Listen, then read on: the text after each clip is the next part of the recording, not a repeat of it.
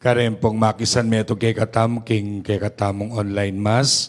Maya pa abak po kay kayungan lalong-lalo na po kareng followers ni kay katamong radio station.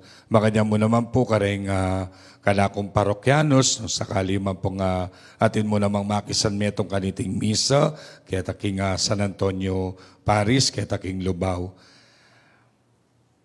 Atin kong pagtapat kay kayo. Atin kong metong baging pitatakutan. Nano ito? Ore ni Atsu laking harapan ko. Dening camera. Yung tutunan yan, mga karugang ko ngayon oras sa iniuling tutunaw mamakatakot din camera. Ale, bakit? Kasi kakit danganing, gana-gana.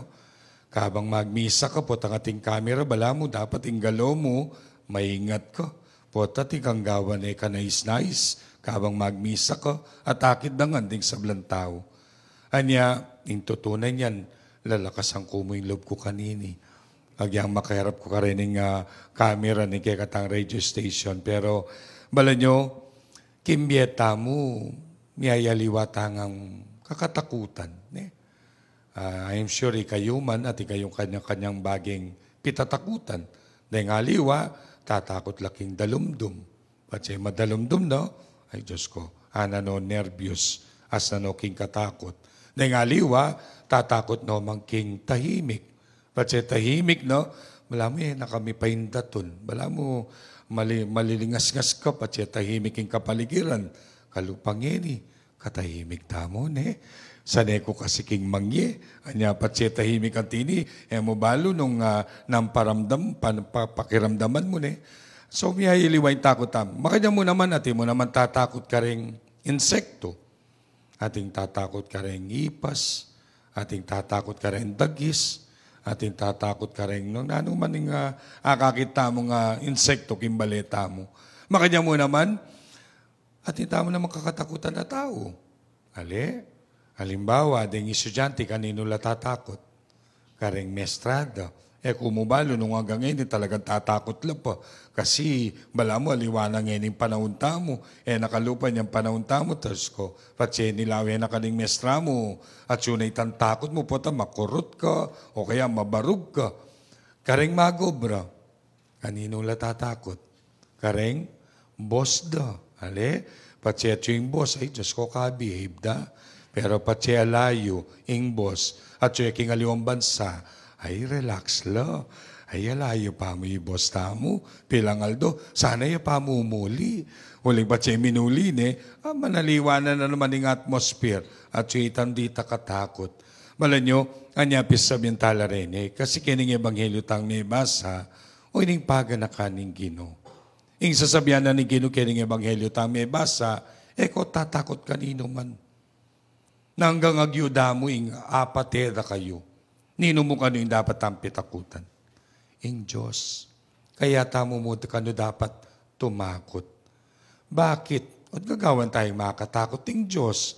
Wari, maralas sabihan tamo ing Diyos malugod ya, magana kaya. At po kayo sabihan na ni Gino, dapat tayong pitakutan ing Diyos.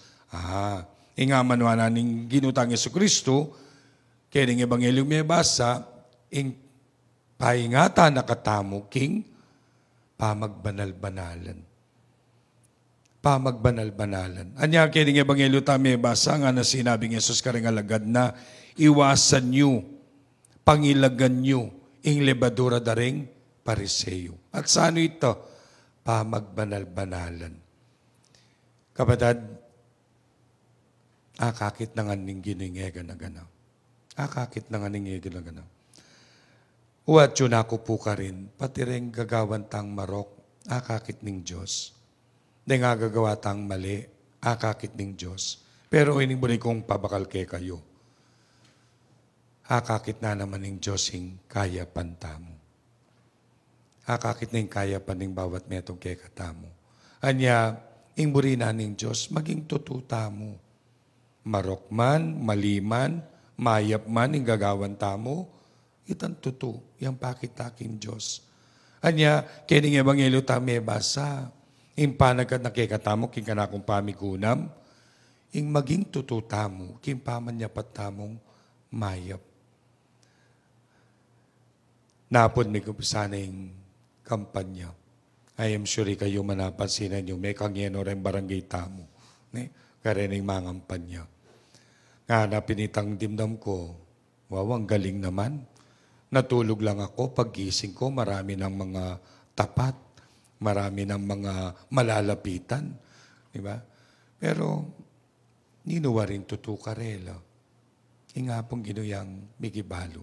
Anya naka-importante, kaya nindaratang halalan, bayuta bumoto, mga dita mo. Kasi nga pong ginuyang migibalo, no ino karening kandidato, ing tutu, sumuyo ka rin baryuta mo. Ilangan nung pakiramdaman mo lo, bisa lang ang sumuyo. Ilangan nung pakiramdaman mo lo, masalese lang ang sumerbisyo. Pero, nino yung tutu karela? Ing Diyos siyang mikibalo. Anya, kapatad kaniting misa, o ining buri kong panagkat kay kayo. Sana maging tututa mo, king hapong Gino. Lalong-lalo na, king paman niya patamong mayap. Balo ng aning Diyos, akakit ng aning Diyos, ingega na gana, agagawan tamo. Ikayo na susuyo kini kay katang radio station, burida kondinan mayap pa oras ni. Nakakit ng Diyos yung sakripisyong gagawan nyo, kening kasuywan nyo, kening kay kakatamong archdiocese. Aneng kay emya papansinan. Uling maralas, at yung kayo king gulot ng kamera. Ikamirugo, yung mapafront, ikamira yung mayakit. Pero yung totoo, ikayo yung tagumpe, nining mission na ning kay katang radio station. Anya, kay kayo nga ang susuyo, kening radio station, o ining pabakal kay kayo, balo lang aning Diyos yung kaya pa ning puso yo. Nano man yung gagawin yung mayap, isunduyo.